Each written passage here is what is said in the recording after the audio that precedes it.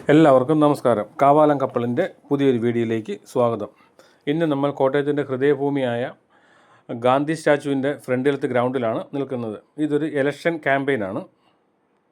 ഈ വരുന്ന ത്രിതല പഞ്ചായത്ത് തെരഞ്ഞെടുപ്പിനെ ആസ്പദമാക്കി കുട്ടികൾ ചെയ്ത അതിമനോഹരമായ ഒരു ക്യാമ്പയിനാണ്. എല്ലാവരും ഇതൊന്ന് കാണുക.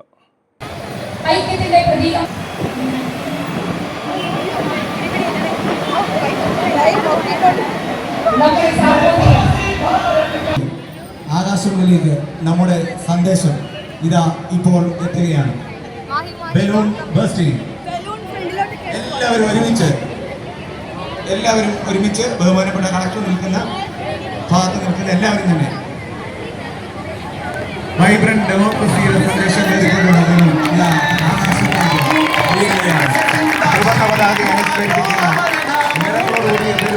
ആകാശത്തിലേക്ക് ചരിത്രമാണെന്ന തിരുവക്കര മൈതാനത്തിന്റെ മുൻപിൽ മഹാത്മാഗാന്ധിയുടെ സാക്ഷിയാക്കിക്കൊണ്ട് ജനാധിപത്യത്തിന്റെ ഉയർന്ന സന്ദേശവും ചൈതന്യവും പേർക്കൊണ്ട് വിദ്യാർത്ഥികൾ ആകാശത്തിലേക്ക് ഉയർത്തിയ ബലൂണുകൾ ചൈതന്യത്തായ ജനാധിപത്യത്തിന്റെ സന്ദേശം പേർക്കൊണ്ട് ഇതാ പോകുന്നു.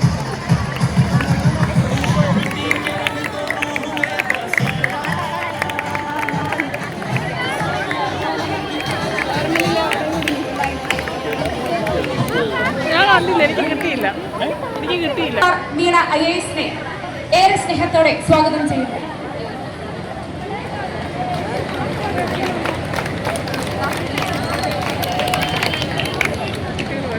First prize Tamil Nadu.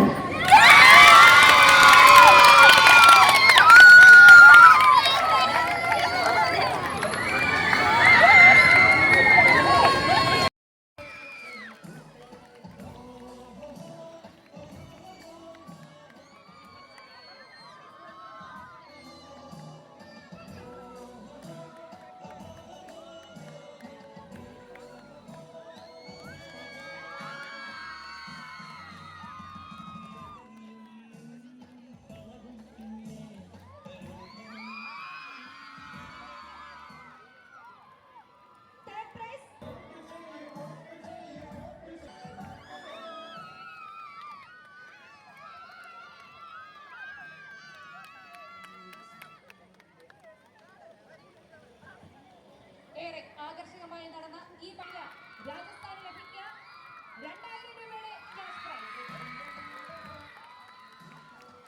മൂന്നാം സ്ഥാനം നേടിയ ഉത്തരാഖണ്ഡിന് ലഭിക്കുക 1000 രൂപയുടെ ക്യാഷ് പ്രൈസ്.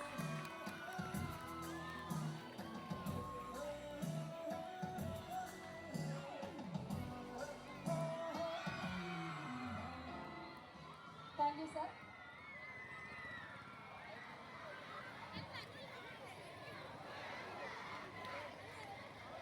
ഈ യോഗത്തിന് കൃതജ്ഞത അർപ്പിച്ച് സംസാരിക്കുന്നതിന് വേണ്ടി student representative miss Lakshmi S നയനെ ക്ഷണിക്കുന്നു.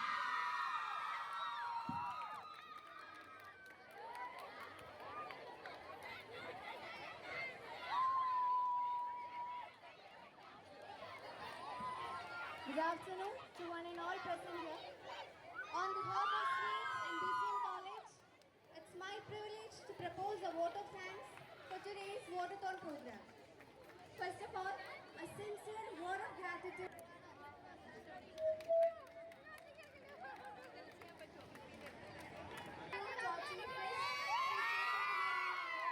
District Collector of Kottayam for inaugurating the program. Responsible, informed voters.